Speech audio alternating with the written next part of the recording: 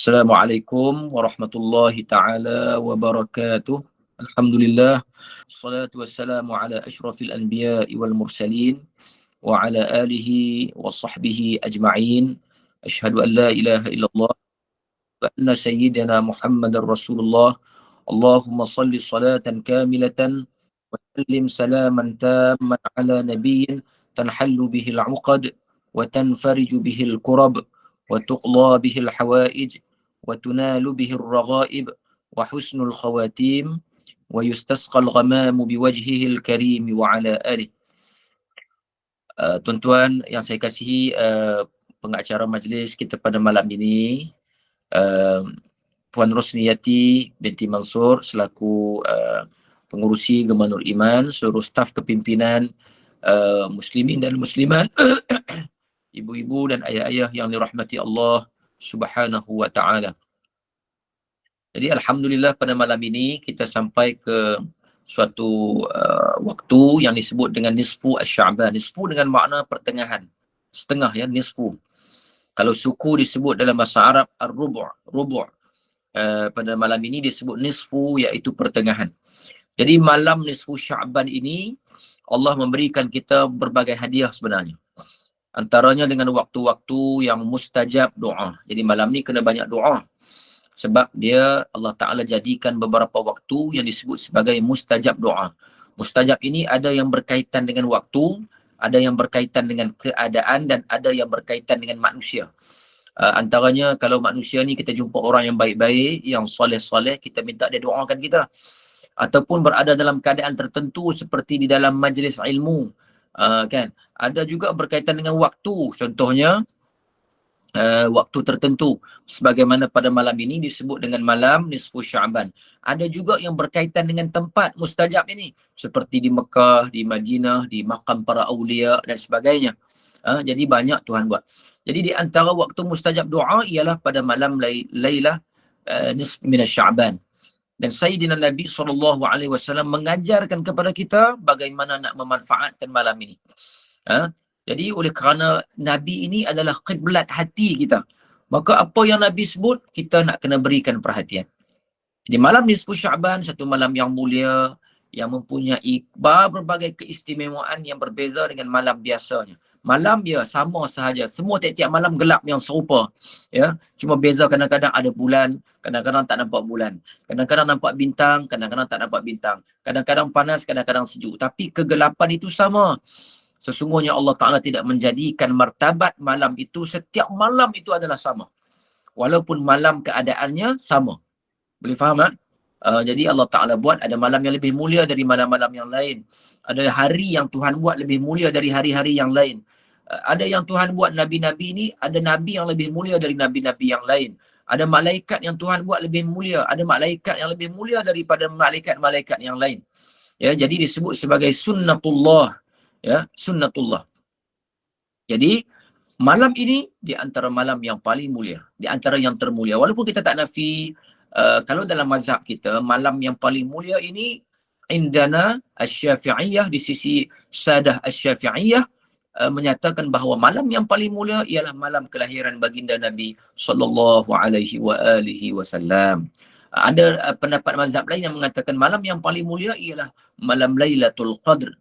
Tapi malam ini levelnya pun bukanlah kaling-kaling, bukannya bisa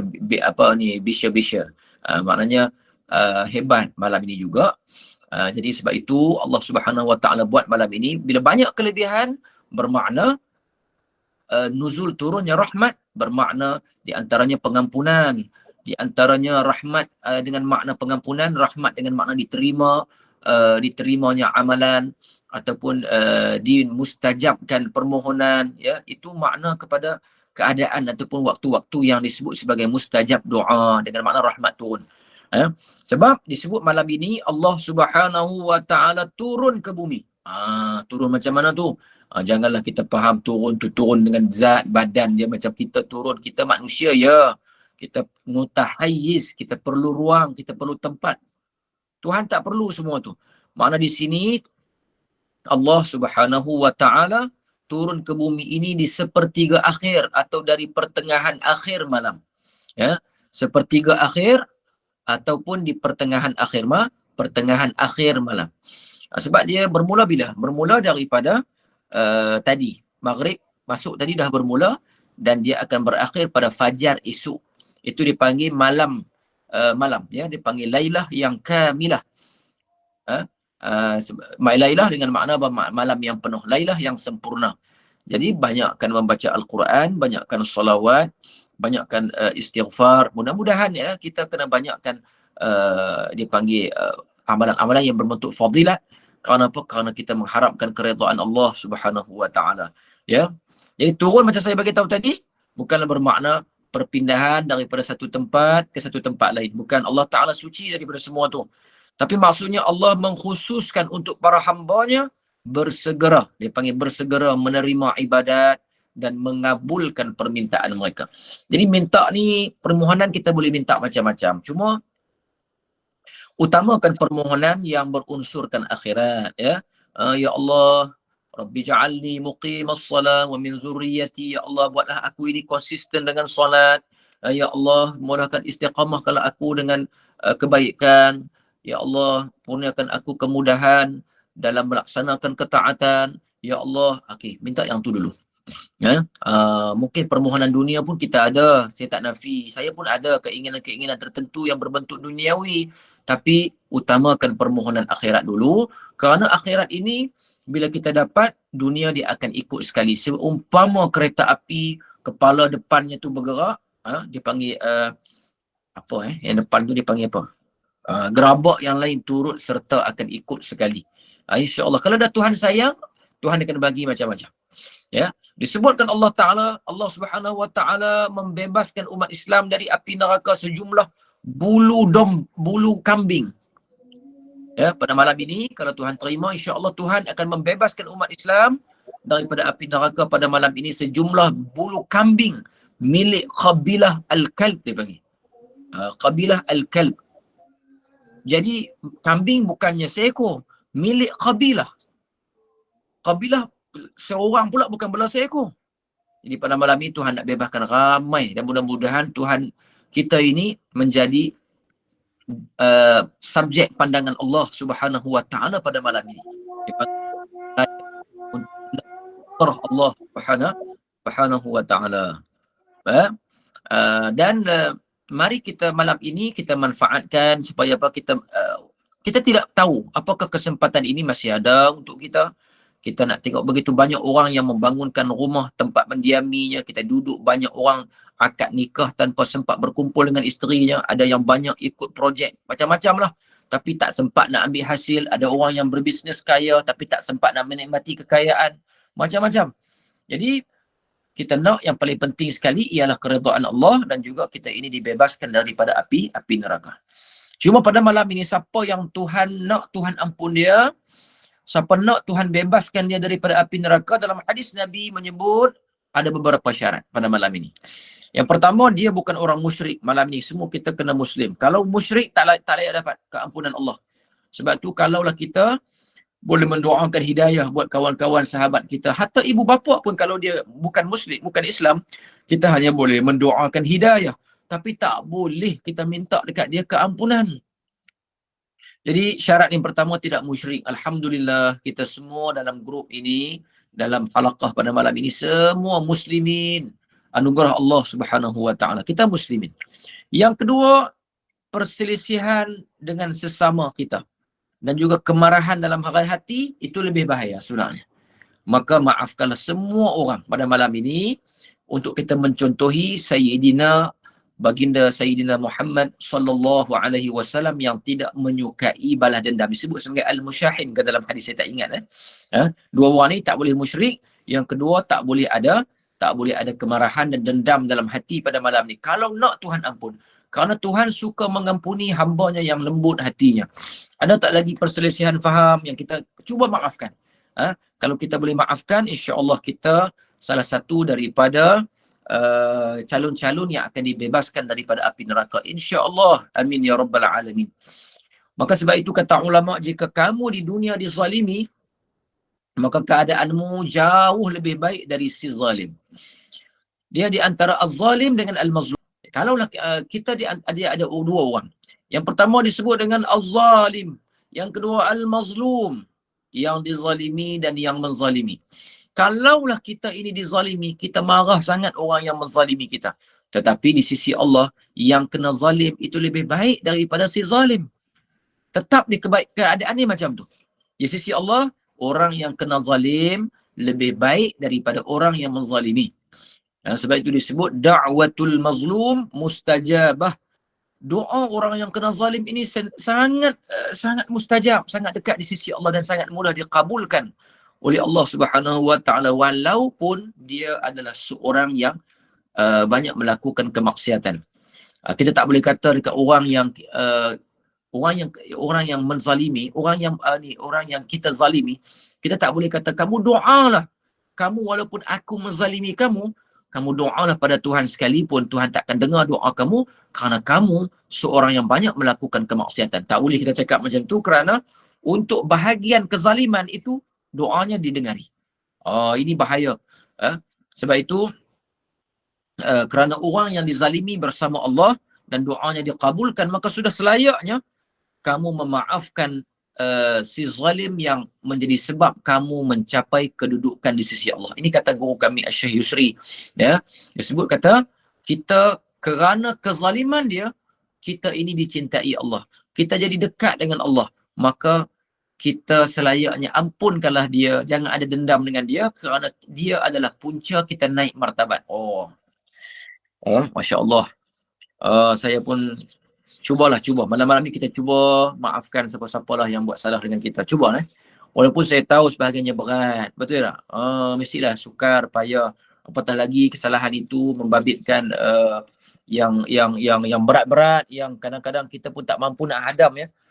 Macam Allahu'alam, masing-masing kita semua ada insiden tertentu yang kita kadang-kadang susah nak lupakan. Ya, cuma pesanan ini tetap saya kena bagi kerana Nabi berpesan sedemikian. Kerana Nabi ni kita nak tiru dia tak boleh, tapi tiru sepenuhnya tak boleh ya. Tapi kita cuba nak ambil, kita cuba nak meneladani Rasulullah SAW, yang mana Rasulullah sehingga ada orang yang racun dia pun dia boleh maafkan. Sehingga ada orang yang membunuh pak saudara dia pun dia boleh maafkan. Ada orang macam-macam lah. Ya, Masya Allah. Kerana Nabi ini qalbuhu, kandungan kepada hati Nabi ini semuanya rahmah. Jadi kalau kita mengharapkan rahmat Nabi dan rahmat Allah Subhanahu wa taala, tentunya maka kita nak kena ada rahmah, kita nak kena ada juga sifat yang Tuhan sebut sebagai rahmatan lil alamin kepada Nabi kita Muhammad sallallahu alaihi wa alihi wasallam. Boleh jadi Allah Taala memberinya taubat, maka jangan sampai kamu menyakiti Sayyidina Muhammad sallallahu alaihi wasallam. Kerana apa? Kerana itu adalah disebut dengan kita menyakiti umat Muhammad sallallahu alaihi wasallam. Yang keduanya saya nak sebut tentang ungkapan yang pernah disebut oleh Al-Imam Asy-Syafi'i radhiyallahu taala anhu. Kerana Al-Imam Asy-Syafi'i ini dia mewarisi Sayyidina Muhammad sallallahu alaihi wasallam kerana beliau sentiasa berhati bersih. Kata Imam Syafi'i, apabila hatimu bersih, safa, maknanya suci bersih, maka Allah Taala membebaskan kamu daripada neraka. Meskikan kamu sepanjang malam nisfu Syaban tidur sahaja. Malam ni ada satu perbuatan ataupun amalan yang lebih hebat daripada kita tak baca Yasin malam ni. Ada yang lagi hebat. Baca Yasin bagus, istighfar bagus, berzikir bagus, malam ini bagus semua. Tapi ada yang lebih hebat daripada amalan yang kita sebutkan tadi, ialah apa? Sebab tu kata Al-Imam Syafi'i, Allah Ta'ala maka Allah membebaskan kamu dari neraka meskipun kamu pada malam ini tidur sahaja. Dengan syarat apa dia? Syaratnya hati kamu bersih, tidak ada dendam, dan dia tidak akan membebaskan kamu meskipun beribadat sepanjang malam jika hati kamu masih dipenuhi dengan kemarahan. Masya Allah. Jadi kalau malam ni kalau marah sahaja pun, bacalah Quran banyak pun, Tuhan, rahmat Tuhan susah nak dekat.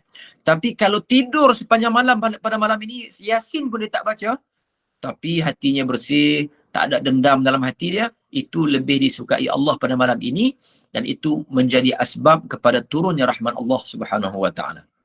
Maknanya Tuhan suka sungguh kita ini jadi orang yang pemaaf, orang yang pendamai, orang yang sentiasa memberikan kebaikan ataupun kata-kata yang baik, tidak ada dendam. Ya, boleh ke tak boleh ni? Jawablah kepada diri masing-masing ya. Kalau tak boleh pun kita cuba, ya Allah, lembutkan hati aku untuk memaafkan si fulan bin si fulan dan sebagainya lah. Kemudian pesanan seterusnya para ulama berpesan pada malam ini, pandanglah segala sesuatu dengan hakikatnya. Jadi kita tak perlu bertengkar kerana asbab. Pada hakikatnya Allah yang mengaturkan. Okey. Saya dah senarai berapa tadi? Orang yang akan dibebaskan pada malam ini daripada api neraka, yang pertama bukan musyrik. Yang kedua, jangan marah. Yang ketiga, tidak memutuskan silaturrahmi. Jangan putuskan silaturarham. Ya. Adik-beradik kita, kakak kita, abang kita, pak saudara kita, ya, ayah kita, mak kita, itu dia panggil arham, rahim, kerana hubungan itu hubungan rahim. Demikian juga kita dengan ukhuwah Islamiyah sesama kita. Jadi jangan ada yang memutuskan silatul arham pada malam ini. Dan Tuhan memuji, bahkan Nabi memuji mereka yang menyambung hubungan silatul arham yang telah terputus lama. Tambah-tambah orang yang memang dia rasa aku tak salah pun dia yang bersalah. Tapi kita kata kalaulah aku tak mulakan menghulur tangan, dia takkan jadi baik sampai bila-bila dengan aku. Maka akulah yang mula menghulurkan tangan sekalipun aku tak bersalah. Maka mendapat rahmat Allah. Ini dipanggil menghubungkan silatul arham. Jadi malam ni jangan ada yang memutuskan silaturahim. Ya, kalau ada yang terputus, cuba WhatsApp dia, bagi salam. Kadang-kadang kita nak telefon segan, dah lama tak bercakap kan. Betul tak? Jadi kita WhatsApp dia. Assalamualaikum. Sempena nisfu Sya'ban yang mulia ini, saya nak minta maaf banyak-banyak. Mudah-mudahan Tuhan jaga kita daripada pertelingkahan yang berpanjangan. Sudah, hantar pendek-pendek pun tak apa dah. Ya, tak apa dah hantar pendek-pendek pun, semoga dia pun baca sejuk sahaja. Tulis sikit hadis pada malam ini ya. Malam ini Tuhan nak bebaskan sejumlah besar daripada kalangan hamba dia daripada api neraka. Salah seorangnya di antara mereka yang nak dibebaskan, syaratnya jangan ada dendam. Maka dengan itu aku minta maaf kalaulah aku membebaskan dendam aku kepada kamu, aku tak ada dendam, dan aku juga mengharap yang sama daripada kamu. Tulis macam tu. Lepas tu hantar, tutup, tidur, tak apa. Kita nak cuba hubungkan silatul arham. Ya. Dan punca umat hari ini berbalah banyak, kita lemah, kita bergaduh banyak pun antaranya kalau kita tidak menghargai hubungan ukhuwah Islamiah yang Nabi kata, orang Islam dengan orang Islam ini dia apa? Kalbunian, seperti binaan. Ya, kita bergaduh banyak sangat hari ini. Bergaduh tentang mazhabnya, bergaduh tentang ideologinya, bergaduh tentang kepartiannya. Tak tahulah sampai bila nak jadi elok. Dan bukan orang Melayu saja, orang Arab pun macam itulah. Sehingga Al-Quran menyebut hasil perbuatan kita ini menyebabkan kita ini akan hilang kekuatan, hilang kehebatan, hilang keizzahan. Sebab itu kita jadi mangsa kepada dunia-dunia yang melihat kita ini dengan pandangan yang hina. Ya. Yang keempat, semua ada 4 Yang keempat, dia tak boleh sombong. Dia tak boleh sombong. Mana boleh sombong? Orang yang baik ini, wa ibadur rahman, Tuhan kata hamba-hamba ar-rahman ini yang berjalan di atas muka bumi ini, alal ardi hauna, yang jalannya dalam keadaan tunduk, tawadhu'. Jangan sombong, ya. Buat apa kita sombong? Semua kita ini ya adalah hamba Allah Subhanahu wa taala yang penuh dengan kekurangan. Kita ini pun nampak lebih. Kalaulah seorang pemimpin, dia nampak lebih kerana ada pangkat dan kedudukan. Siapa yang lantik dia? Kerana rakyat. Kerana ada rakyatlah dia jadi raja. Kalau tak ada rakyat, dia nak jadi raja pada siapa? Seorang orang yang kaya, dia jadi kaya kerana orang miskin beli barang dekat dia. Orang miskin sudi menjadi pelanggan dia. Jadi buat apa kita sombong? Ya, nak sombong buat apa? Orang yang berpangkat, orang yang berilmu, semuanya kena ada orang yang tak boleh sombong. Siapa yang nak dapat keampunan pada malam ini? Siapa yang nak dibebaskan daripada api neraka pada malam ini? Tawaduk, rendah diri, jangan sombong. Kedudukan, pangkat yang Tuhan bagi ni, tak lama mana pun sebenarnya. Ya? Tak lama mana pun, sekejap sahaja. Nanti Tuhan kata akan ditarik balik, akan hilang dan sebagainya. Yang keenam, yang kelima, sorry Yang kelima, siapa yang nak dapat keampunan malam ni, siapa yang nak dibebaskan daripada api neraka malam ni, dia tidak boleh durhaka kepada orang tuanya.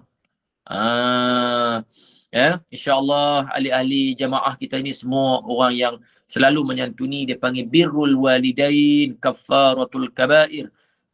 Orang yang menyantuni orang tua dia buat baik. Senyum kita berharga buat mak ayah kita. Pertanyaan khabar kita sangat bernilai buat mereka. Itu dia panggil menyantuni ataupun bir al-walidain. Birru al-walidain. Jadi jangan durhaka. Kalaulah ada krisis dengan mak ayah kita sikit, kita tetap hak kita, tetap dia mempunyai hak untuk kita ini meminta maaf pada dia. Kerana itu dalam Quran kata fala taqul lahum uffin, kamu tak boleh berkata uff kepada mak ayah kamu. Apatah lagi kita bersengketa dalam tempoh yang sangat panjang dengan mak ayah kita. Jadi saya ulang balik, siapa yang nak dibebaskan, nak jadi calon pembebasan api neraka pada malam ini, yang pertama dia tidak boleh musyrik, dengan makna dia tidak boleh mensyirikkan Allah. Yang kedua, tak boleh memarah malam ini, hati kena bersih. Yang ketiga, tidak memutuskan silatul arham. Yang keempat, tak boleh sombong. Yang kelima, tidak durhaka kepada orang tuanya. Senangkanlah mereka, sambung hubungan baik dengan orang-orang yang dicintai oleh orang tua kita. Kadang-kadang mak ayah kita dah tak ada dah. Ada sebahagian kita yang Tuhan jemput lebih awal, maka carilah kawan-kawan dia yang dulu dia selalu buat baik dengan kawan-kawan dia, apa lagi dan sebagainya lah, jadi kita hubungkan balik dengan orang-orang yang pernah buat baik dengan dia. Itu kita kena faham bagaimana kita nak menyambung hubungan-hubungan yang mak ayah kita buat dulu, kadang-kadang terputus sebab kematian mereka. Jadi mereka kita hubungkan semula. Itu juga cara kita buat baik kepada mak ayah kita yang telah pun tiada. Jadi insya-Allah mudah-mudahan rahmat Allah bersama dengan kita, mudah-mudahan keampunan Tuhan bersama dengan kita untuk kita melalui tahun-tahun yang mendatang dengan kebaikan berkat daripada malam nisfu Sya'ban. Jadi masa ada lagi lah 5 hingga 6 minit, saya buka soalan kalau ada yang nak bertanya tentang Ramadan. Fiqh Ramadan kan, tentang fiqh Ramadan. Saya tak baca apa-apa malam ni tentang Ramadan. Cuma saya buka lah kalau ada yang nak tanya tentang puasa ke dan apa-apa yang berkaitan lah, dipersilakan untuk kita isi sampailah ke pukul 9.05 minit ataupun 9.05 minit lebih-lebih sikit. Tafadhal mashkura. Assalamualaikum Ustaz. Waalaikumsalam warahmatullahi. Saya Puan Bun dari Petaling Jaya. Saya nak tanya, macam mana kita nak nak lupakanlah apa yang orang dah buat, kesakitan yang kita rasa orang dah buat pada kita. Silakan. Sama-sama, teruskan. Sekarang saya nak buatkan saya macam redha apa yang dah jadi pada saya. Walaupun ia sakit. Kalau kita jumpa macam saya marah, Ustaz pernah aniaya saya, contohnya kan. Saya jumpa Ustaz, kalau saya jumpa Ustaz, saya ingat apa yang Ustaz buat kat saya. Contoh Ustaz. Macam itulah. Saya ingat apa yang Ustaz dah buat kat saya, aniaya saya, macam-macam Ustaz buat. Macam mana saya nak kurangkan perasaan marah saya, sakit hati saya kat Ustaz. Contoh ya Ustaz, kan betul. Ya baiklah, tak apalah. Saya rela dia jadikan contoh. Baik. Ya, kita tak nafi memang yang mengingatkan kita kembali itu ialah kadang-kadang kita dah lupa ataupun sebahagiannya dah orang panggil time will heal minta orang ipoh betulkan kalau salah. Kadang-kadang masalah yang merawat kita kan. Tapi nampak muka dia, teringat balik apa yang dia buat kat kita. Sebab ia bersangkutan hingga kematian. Tu yang saya rasa macam memang pedih betul. Ya, tak apa. Saya faham. Bila membabitkan kematian lagilah besar punya insiden tu. Baik, yang pertama, kita apa pun kun ma'allah. Kan selalu ulama pesan macam tu. Kun ma'allah, sentiasalah bersama dengan Allah. Sebagaimana yang kita sebutkan tadi, martabat kita naik sekarang, sebahagian daripada sebabnya ialah dia. Itu yang pertama, nak kena ingat macam tu. Yalah, susahlah Ustaz. Tak pasal-pasal saya nak kena hargai pula Okey, kalau tak boleh macam tu, kita kena ingat balik uh, sebahagian daripada perilaku Rasulullah sallallahu alaihi wasallam. Rasulullah ni, sebab tu saya minta kalaulah dia punca, orang tu kalau dia nak kita jumpa dia adalah punca kita timbul balik kemarahan, maka jawapannya jangan selalu berjumpa ataupun cuba untuk mengelak, sebagaimana Rasulullah pernah mengelak daripada berjumpa dengan Al-Wahsy.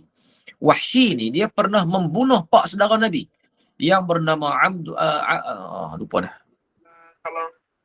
Ahli keluarga Ustaz, ahli keluarga. Kalau orang luar tu tak apa, ini ahli keluarga kita sendiri. Ya, saya faham. Sabar sekejap, bagi saya jawab sampai habis dulu. Ya, Hamzah tu ahli keluarga Nabi. Ya, walaupun Hamzah tu pak saudara, walaupun ya ahli keluarga, silatul arham. Kita bincang dalam konteks arham, rahim. Ya, kita tak bilang kalau macam tu, ini ahli keluarga. Ya, ini pun ahli keluarga juga. Ya. Saya akan bagilah nanti step-step dia. Kalau yang tak boleh yang pertama, kita pergi yang kedua. Macam tu caranya. Jadi kalau yang kedua ialah kita ingat balik perbuatan Nabi. Nabi sendiri pernah mengalami apa yang puan rasa. Janganlah kita bagi jawapan nanti itu Nabi, Ustaz, dia kuat iman habis. Siapa yang kita nak tiru sekarang? Nanti Nabi semayang banyak, kita tak boleh tiru sebab bukan Nabi. Nabi itu tak boleh tiru. Habis sekali Nabi dah tak boleh jadi panduan lagi dah. Kan? Jadi Wahsy pernah membunuh Hamzah. Dan Nabi bagi tahu, kata kamu jangan selalu sangat bertembung dengan aku. Bukan kerana Nabi tak maafkan Wahsy, Nabi maafkan. Cuma Nabi minta jangan selalu kerana mengingatkan dia dengan Hamzah. Mengingatkan Nabi dengan Hamzah. Jadi cubalah mengelak.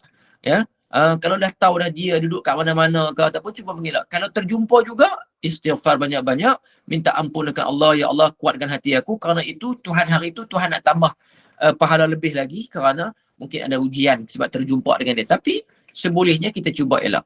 Yang ketiga, banyakkan istighfar, banyakkan zikir. Kerana zikir kata dalam Quran sendiri kita kena yakin. Kita kadang-kadang amalan kita tidak berkesan kerana kurang yakin. Bila kita yakin, ialah antaranya Quran mengatakan ala bizikrillah, dengan zikir pada Allah itu akan menenangkan jiwa kita. Sebahagian besar daripada punca kesabaran kita ini ataupun punca kemaafan kita ialah damai daripada luyunah, iaitu kelembutan hati. Maka dilembutkan hati ini antaranya bizikrillah, ya, dengan zikir pada Allah subhanahu wa ta'ala. Jadi itu ada beberapa panduan, ya. Saya akui semua mengatakan panduan pertama itu pun agak sukar, kedua pun mungkin sukar, yang ketiga pun mungkin sukar. Yalah, kesukaran itulah yang menjadi punca pahala. Kan? Kalaulah tidak kerana sukar, tidak kerana payah, Tuhan tak kata inna ma'al usri yusra. Dalam sukar itu adalah kemudahan. Kemudahan itu sama ada pahala. Kemudahan itu sama ada ketenangan jiwa yang Tuhan bagi. Kerana apa? Kerana mujahadah kita untuk menenangkan jiwa kita untuk menjadi seorang yang pemaaf. Dia panggil struggle. Maka struggle itulah dinamakan mujahadah. Maka dibayarlah pahala atas nama nilai mujahadah. Mujahadah. Kan semua pahala-pahala yang susah kan, pahala dalam dalam puasa misalnya, Tuhan kata wa ana ajzi bihi, aku akan bayar sendiri, kata Nabi Allah Taala kata. Sebab apa? Kerana nilai mujahadah dan kesabaran yang ada, sehingga akan disebut dalam Quran innama yuwaffas sabirun, orang yang sabar ini ajruhum, pahalanya bighairi hisab. Sebab tu tak ada skema tetap untuk pahala puasa, kerana dalam puasa perlu kesabaran. Maka sabar ini jugalah kita nak bawa untuk memaafkan manusia lain, kurangnya pendendam, ya. Jadi mudah-mudahan jawapan itu memberi sedikit sebanyak kepada puan untuk kita semuanya umat Muhammad memaafkan, supaya kita mendapat martabat kedudukan yang lebih tinggi daripada Allah Subhanahu wa ta'ala. Dan seterusnya saya pesan kepada tuan, puan, teruskan bersabar, mudah-mudahan, ya. Mudah-mudahan Allah Ta'ala ampun. Terima kasih Ustaz. Sama-sama. Okey, ada lagi soalan? Waalaikumsalam. Kalau orang tu bukan orang Islam, orang kafir, buat macam dia buat kita macam dia ini kan kita punya keluarga macam mana, Ustaz? Sama, ya, dalam konteks ini memaafkan manusia. Dan kita pernah dengar bahawa Nabi pernah diracun oleh Yahudi, kan. Di antara punca kewafatan baginda Rasulullah sallallahu alaihi wasallam pada penghujung usia baginda, baginda mengatakan bahawa ya Aisyah, aku merasai masih lagi merasai sakit baki racun yang aku makan diracun oleh Yahudi.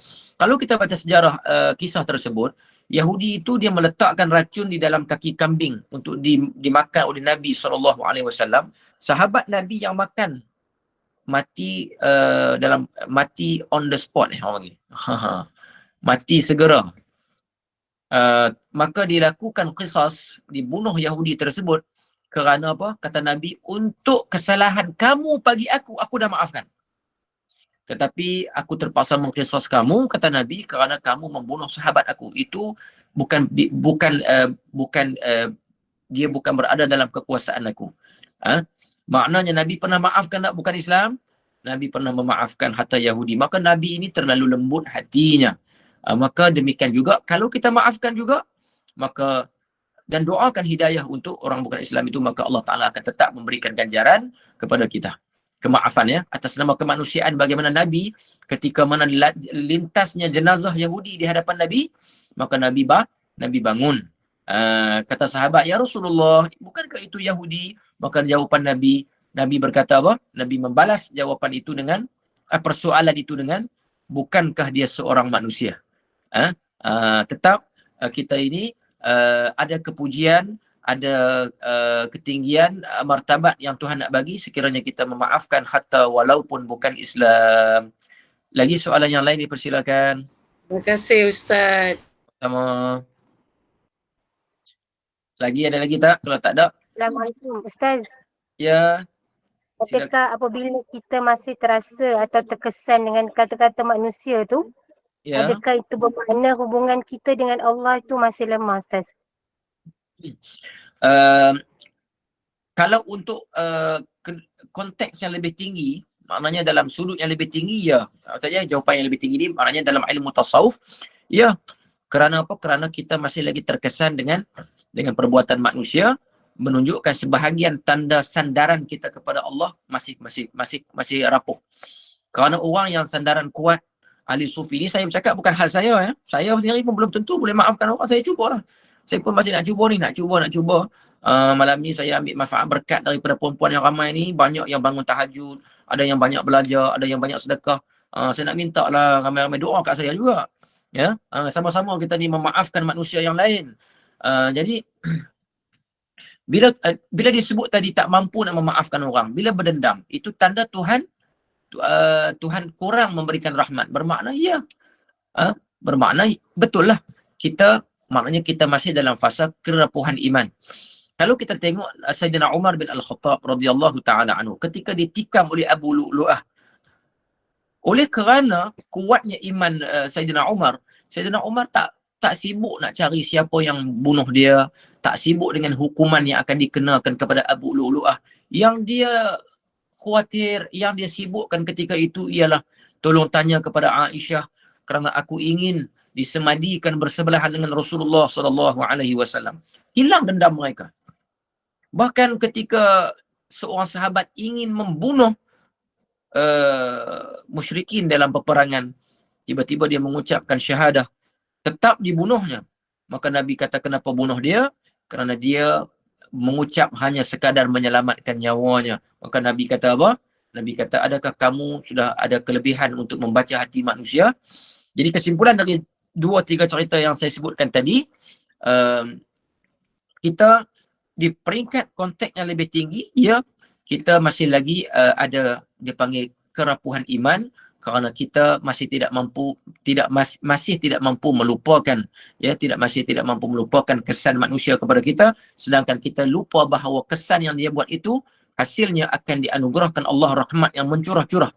Maknanya kalau kita harap rahmat, yang kita pandang ialah Allah saja waktu itu, manusia kita dah tak pandang apa yang dia buat pada kita. Ya, ada lagi soalan? Ya Ustaz, Assalamualaikum warahmatullahi wabarakatuh. Nak tanya macam mana pula dengan Israel Ustaz yang banyak membunuh orang-orang Palestin yang tidak bersalah tu Ustaz. Macam mana boleh kita ampunkan kekesalahan mereka tu ataupun macam mana Ustaz? Terima kasih atas jawapannya nanti. Baik, insyaAllah.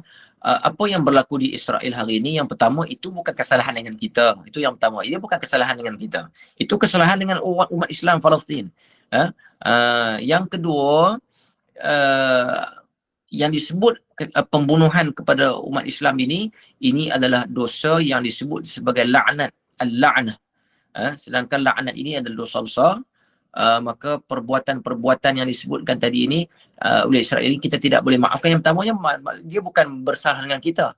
Dia bersalah dengan umat Islam Palestin. Yang keduanya, kita kena faham ini bukan isu individu. Palestin, Al-Aqsa ini nama bagi kita yang panggil itu adalah Islam. Maknanya mereka sedang membunuh Islam, mereka sedang memusuhi Islam. Yang saya sebutkan tadi memusuhi diri kita. Lain tu.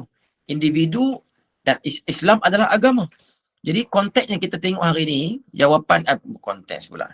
Apa yang patut kita lihat dalam serangan Israel ke atas umat Islam Palestin itu adalah konflik di antara agama mereka dan agama kita. Yang tu kita tak boleh maafkan.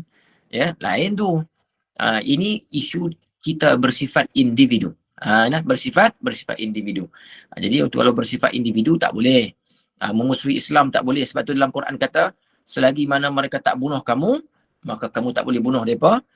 Selagi mereka tak mengeluarkan kamu, maka kamu tak boleh. Macam tu kan dalam Quran sebutkan, saya tak ingat. Jadi Israel dan umat Islam sekarang ini bukan konflik di antara umat Islam dengan Israel dengan individu, bukan. Ini di antara Israel dan juga Islam itu sendiri.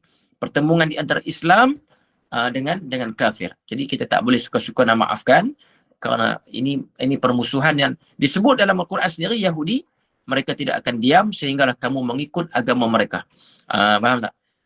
Jadi maknanya kita tak boleh memaafkan mereka kerana perancangan mereka telah disebut oleh Allah Ta'ala, sehinggalah hari kiamat mereka tidak akan redha kita ikut Muhammad SAW. Ada lagi tak soalan? Saya buka yang terakhir. Saya bacakan di chat ya Ustaz. Boleh, silakan. Bagaimana kalau kita yang ada kisah lama yang buruk dan orang yang buat kita tu telah meninggal dunia, tak sempat minta maaf dan kita kata apa yang dia buat kita reda dan serahkan balasan itu kepada Allah. Boleh ke? Balasan pada Allah itu bergantung dengan niat dia. Adakah balasan baik atau balasan buruk? Itu maknanya kita belum memaafkan sebenarnya. Kita sekarang bercakap tentang kemaafan, ya. Jadi kalau kita serahkan, dalam hati kita masih ada saki-baki kekurangan maaf itu, maknanya ya tetaplah kita ini tidak memaafkan dia. Kalau kita bercakap nak memaafkan, bermakna kita katakan begini, bahawa aku redha dan semoga Allah Ta'ala merahmati dia dan Allah Ta'ala merahmati aku. Dengan apa yang berlaku maka aku lupakan, itu sahajalah. Kita tak bercakap tentang sukar nak melupakan dan sebagainya. Sukar itu kita usahalah. Kita ada masa usaha. Kalau tak boleh ampun sekarang, kita cuba lagi setahun, kita cuba lagi. Kena ada usahalah kalau kita nak jadi seorang yang pemaaf ni. Okey? Ada lagi? Sudah habis Kalau dah habis, saya serahkan kepada Puan Pengacara dan insya-Allah kita jumpa hari Isnin ini dalam kuliah tafsir Nurul Ihsan, insya-Allah. Saya minta ampun pada malam ini kalau ada kekurangan perancangannya nak baca fiqh Ramadan, tapi saya rasa macam nak bagi tazkirah tentang nisfu Syaban dan akhirnya berakhir dengan nisfu Syaban malam ini dan tak ada tentang Ramadan sangat. Nanti insya-Allah mungkin minggu depan kita sambung tentang fiqh Ramadan, ya. Silakan. Aqulu qawli hadza wa astaghfirullahal azim li wa lakum. Dipersilakan Puan Pengacara untuk menghebahkan aktiviti aku untuk esok. Silakan. Baik Ustaz, terima kasih Ustaz. Tak ada masalah pun Ustaz tentang tu sebab kita masih ada lagi dalam berbaki beberapa minggu dan juga ada forum kan nanti. Ya. Dan saya pun akan tentang itu. Okay. Saya tutup ya Ustaz dan saya hebahkan juga tentang forum kita. Alhamdulillah kuliah maghrib kita dalam pengajian tentang nisfu Syaban pada malam ni berjalan dengan lancar dan diharapkan semoga kita beroleh kefahaman ilmu anugerah Allah dan dapat kita manfaatkan atau aplikasikan pencerahan perkongsian Ustaz dalam kehidupan sekalian seharian kita, insyaAllah. Jazakallahu khairan nakira buat Ustaz Al-Fadil Ustaz Abdul Hadi bin Johari yang sudi mencurahkan ilmu, meraihkan soalan dan memberi pencerahan kepada jemaah pencinta ilmu di platform Google Meet Gema Nur Iman. Hanya Allah yang selayaknya membalasnya. Jazakumullah khairan khatira buat hadirin pencinta ilmu yang setia memilih Gema Nur Iman sebagai platform taman-taman syurga jemaah yang dirahmati Allah sekalian. Namun tak dilupakan barisan tadbir urus Gema Nur Iman yang bermujahadah demi penganjuran kuliah-kuliah di platform di platform Google Meet ini. Jazakumullahu khairan khatira saya ucapkan. Saya mengharapkan kita terpilih lagi untuk mengimarahkan kuliah Isyak pada sekejap lagi bersama Al-Fadil Ustaz Muhammad Khairul Fahmi bin Muhammad Anwar dengan tasirah khas Nisfu Syakban, doa yang diangkat. Ingin saya war-warkan bersempena bulan Syakban ini demi meraihkan kedatangan bulan Ramadan yang ditunggu-tunggu, terdapat beberapa terdapat 3 orang asatizah yang akan mengadakan kuliah fiqh puasa yang mengupas isu-isu tentang puasa, iaitu Ustaz Abdul Hadi bin Johari, Ustazah Afzan dan juga Ustazah Misnah. Pada setiap hari Sabtu pada pukul 8.05 sepanjang bulan Ramadan ini, sepanjang bulan Syakban ini, Ustaz akan mengupas tentang fiqh puasa dan akan ada sebuah forum yang panelisnya terdiri daripada Ustaz Abdul Hadi dan juga meja Ustaz Haji Muhammad Naim dan moderatornya ialah Ustaz Mahmud Mastam. Dan selain itu ada juga daurah puasa yang bersama dengan Al-Fadilah Ustazah Misnah sebanyak 4 sesi dan sekarang berbaki 3 sesi kerana sesi pertama telah berakhir. Akhir sekali pengisian fiqh puasa di kuliah Isyak pada setiap Rabu bersama dengan Ustazah Afzan pada setiap 9 suku malam sepanjang bulan Ramadan, sepanjang bulan Syakban ini. Dijemput para hadirin untuk mengimarahkan kuliah-kuliah daurah dan forum tersebut sebagai pengisian rohani kita bagi menyediakan kita untuk menyambut Ramadan 1445 ini dengan ibadah yang terbaik hasil dari mengamalkan dan memperindah ibadah kita dengan ilmu yang kita pelajari sepanjang bulan Syakban ini, insyaAllah. Jemaah yang dirahmati Allah sekalian, boleh juga rujuk jadual kuliah, daurah, forum dan segala aktiviti di grup channel WhatsApp Gema Nur Iman, Telegram Gema Nur Iman dan juga Facebook Gema Nur Iman, atau boleh juga dapatkan info dengan AJK Gema Nur Iman. Saya Adik Irma binti Sukir, moderator bertugas mewakili pihak tadbir urus Gema Nur Iman memohon maaf atas khilaf dan kelemahan dalam menguruskan dan mengacarakan halaqah ilmu di platform Gema Nur Iman ini. Bagi menangguhkan majlis yang penuh barakah ni, saya sekali lagi dengan rasa penuh hormat ingin mempersilakan Al-Fadil Ustaz Abdul Hadi Johari untuk memimpin bacaan tasbih kafarah dan suratul As sebagai penutup kuliah kita pada malam ini. Sehingga bertemu lagi, saya akhiri bicara dengan lafaz mulia. Wabillahi taufiq wal hidayah. Assalamualaikum warahmatullahi wabarakatuh. Waalaikumsalam warahmatullahi wabarakatuh. Subhanakallahumma wa bihamdika nashhadu an la ilaha illa nastaghfiruka wa natubu ilaik. Bismillahirrahmanirrahim. Al-'asri innal insana lafi khusr إلا الذين آمنوا وعملوا الصالحات وتواصوا بالحق وتواصوا بالصبر. Saya minta ampunan maaf, saya tak tahu kata ada kuliah Isyak pada malam ini. Okay, saya minta maaf semua. Assalamualaikum warahmatullahi wabarakatuh.